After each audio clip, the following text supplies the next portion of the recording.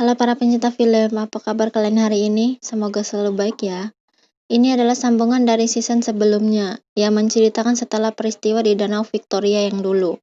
Sebuah waterpark yang baru saja dibuka, di mana saluran pembuangan air di waterpark tersebut membuat jalan untuk para kawanan ikan piranha memulai terornya. Ya walaupun alurnya agak mirip dengan season sebelumnya, tapi masih layaklah buat ditonton. Masih peringatan buat para bocil, film ini khusus buat para orang dewasa ya. Jadi buat kalian yang masih di bawah umur mending nonton Sopo dan Jarwo aja. Oke, tanpa berlama-lama langsung kita ke videonya. Di adegan awal kita dibuat kembali mengenang tragedi berdarah di Danau Victoria dulu yang sekarang terlihat bagaikan kota mati, ditinggalkan dan tidak terurus. Malamnya di sisi danau yang lain, dua orang peternak tengah mencari sapi mereka yang hilang, yang ternyata sapinya itu sudah mati dan menjadi tempat telur-telur ikan piranha yang belum menetas.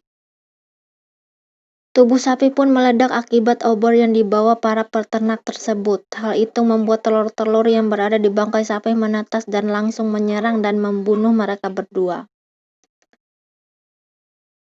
Adegan kerennya salah satu peternak menggigit kepala ikan piranha yang menyerangnya dan menyemburkan ke arah kamera. Sayangnya pria itu pun tewas dan film Piranha 3D pun benar-benar dimulai. Medi yang diperankan oleh Daniel Nicole yang baru saja kembali untuk menikmati liburan musim panasnya, merasa tidak senang dengan keputusan ayah tirinya Chad yang mengubah waterpark yang mereka miliki bersama sepeninggalan ibunya, dengan menambahkan kolam khusus orang dewasa yaitu berisi garis-garis yang berpenampilan toples. Tetapi Medi yang kalah berdebat dan tidak bisa berbuat apa-apa karena Chad yang mempunyai kepemilikan saham yang lebih besar darinya. Malam harinya Medi bertemu dengan teman-temannya Shelby, Ashley, Travis, Josh, Barry, dan pacarnya Kyle yang seorang anggota polisi. Barry yang menyukai Medi tidak terlalu senang dengan kedatangan Kyle. Di sisi lain, Josh dan Shelby yang bersenang-senang di pinggir danau pun memutuskan untuk berenang dan bersenang-senang malam itu dengan tidak memakai pakaian. Yang terjadi, seekor piranha kecil masuk ke bagian bawah tubuh Shelby. Dia menyangka kalau Josh yang sedang bermain-main dengannya. Dia pun memutuskan untuk keluar dari danau. Sedangkan di tempat lain, Ashley dan Travis yang ingin enak-enak di mobil malah tertimpa kesialan, yaitu rem tangan mobil yang lepas akibat terdorong oleh kaki Ashley. Sehingga mobil yang mereka naiki masuk ke dalam danau. Ashley yang keluar dari mobil pun malah membuat kesempatan kawanan piranha untuk masuk ke mobil yang sudah terendam air. Sedangkan Travis yang ingin keluar tidak bisa karena tangannya yang terborgol. Mereka berdua pun tewas di sana. Keesokan harinya, Barry adalah salah satu pekerja di waterpark milik Chad dan mempunyai teman bernama Dave yang mempunyai kebiasaan aneh. Bisa dilihat? Di sisi lain, media menyadari tidak adanya Ashley dan Travis bertanya kepada teman-temannya yang malah mereka juga tidak tahu keberadaannya. Shelby pun mulai merasakan suatu gejala akibat piranha kecil di perutnya, yang dia sendiri juga belum menyadari itu.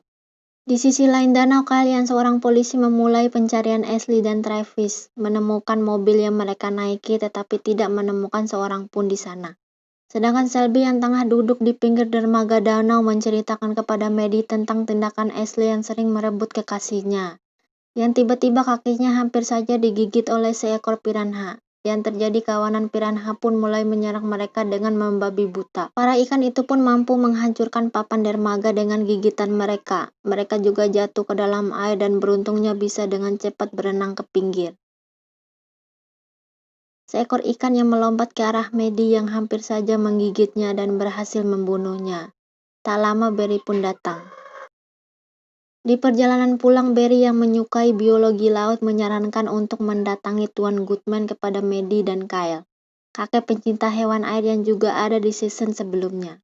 Hingga mereka tiba di sana, mereka pun diperlihatkan tentang kekuatan gigitan ikan piranha yang bisa menghancurkan baja sekalipun. Juga menjelaskan piranha yang tinggal di danau ataupun sungai bawah tanah yang penuh dengan belerang dioksida. Di mana belerang dioksida itu bisa muncul di air yang mengandung klorin seperti air yang berada di kolam renang. Bisa disimpulkan kalau mengambil air dari danau, otomatis piranha juga akan ikut terbawa. Medi pun langsung terpikirkan tentang pembukaan waterpark milik Chad. Malam itu pun Medi akan melakukan pengecekan di danau. Sedangkan di dasar danau mayat Ashley masih berada di sana. Lah, kenapa kagak dimakan sama ikan? Medi yang melakukan pengecekan di saluran pembuangan hampir saja menjadi korban keganasan ikan piranha. Untungnya hanya kakinya saja yang tergigit. Di rumahnya, Shelby yang masih bersedih tentang pengkhianatan yang dilakukan teman dan pacarnya meminta Josh untuk menemaninya, yang malah melakukan asik-asik dengan Josh. Sontak saja di tengah mereka melakukan itu, ikan yang berada di perut Shelby langsung menggigit anunya Josh. Shelby sampai kejang-kejang dan mulutnya berbusa. Josh pun melakukan pengorbanan agar terlepas dari gigitan ikan tersebut dengan cara memotong anunya.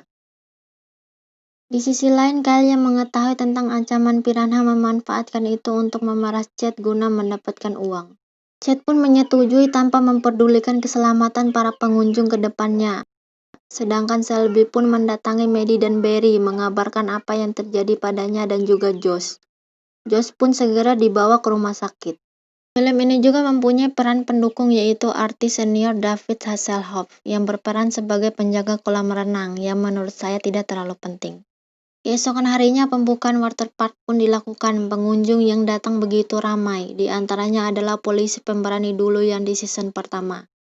Yang sekarang terjadi dia kehilangan kakinya dan harus duduk di kursi roda. Yang datang dengan temannya Andrew. Dia juga masih trauma dengan kejadian yang pernah ia alami hingga menolak masuk ke kolam. Chad yang ingin menghemat biaya pengeluaran memompa sendiri air dari danau untuk kolam renangnya, tanpa memperdulikan bahaya yang akan terjadi. Maddie pun berusaha memperingatkan tentang adanya ikan piranha yang malah tidak ditanggapi baik oleh Chad. Di dasar danau, kawanan piranha mulai masuk ke kolam pompa air, berhasil masuk ke kolam dan menghancurkan besi penyaring. Maddie pun masih berusaha meyakinkan Chad akan bahaya yang akan terjadi, dan lagi-lagi Chad tidak memperdulikannya. Kyle pun datang berusaha menenangkan Maddie, karena dia juga yang sudah dibayar oleh Chad. Yang tentu saja itu hanya pengalihan topik saja supaya Maddie tidak terlalu mempermasalahkan soal itu. Polisi yang dulu pun berusaha menyelamatkan pengunjung yang lain, mengenakan kaki palsunya yang terbuat dari titanium dan sudah dimodifikasi menjadi senjata penembak, hingga banyak piranha yang ia bunuh.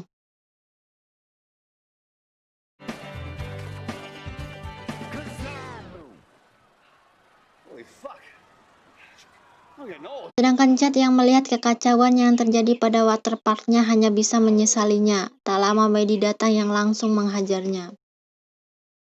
Maddie pun meminta tolong kepada Barry untuk ke ruang pompa air dan mematikan mesinnya, karena Barry yang tidak akan banyak membantu di kolam renang sebab ia yang tidak bisa berenang. Malah masih sempat-sempatnya lagi si Barry ini nembak si Maddie. Lihat si kondom bos. Dave yang pantatnya digigit piranha ditolong oleh Barry dan mengajaknya untuk ikut membantunya. Sedangkan Chad yang hanya memikirkan uang malah kabur, melihat anak yang ibunya sudah meninggal lantas memberinya uang. Tapi bodohnya ia yang kabur dengan mobil malah menabrak anak tadi hingga mati. Karma pun datang padanya yaitu ia yang juga tewas karena lehernya putus terkena tali bendera. Di kolam Maddie menyelamatkan pengunjung sedangkan Barry dan Dave berusaha mematikan pompa air yang dimana pompa itu membuat air di kolam renang kembali ke saluran pembuangan di danau. Berharap para ikan-ikan itu akan tersedot dan mati. Maddie yang belum keluar dari kolam malah ikut tersedot ke bawah, membuatnya hampir kehabisan nafas. Kyle yang melihat Maddie tidak bisa menolong karena fobia terhadap darah, Maddie pun berhasil diselamatkan oleh Barry. Dave yang dendam kepada ikan piranha menuangkan bensin ke pompa air dan meledakkannya hingga berhasil membunuh ikan-ikan predator tersebut.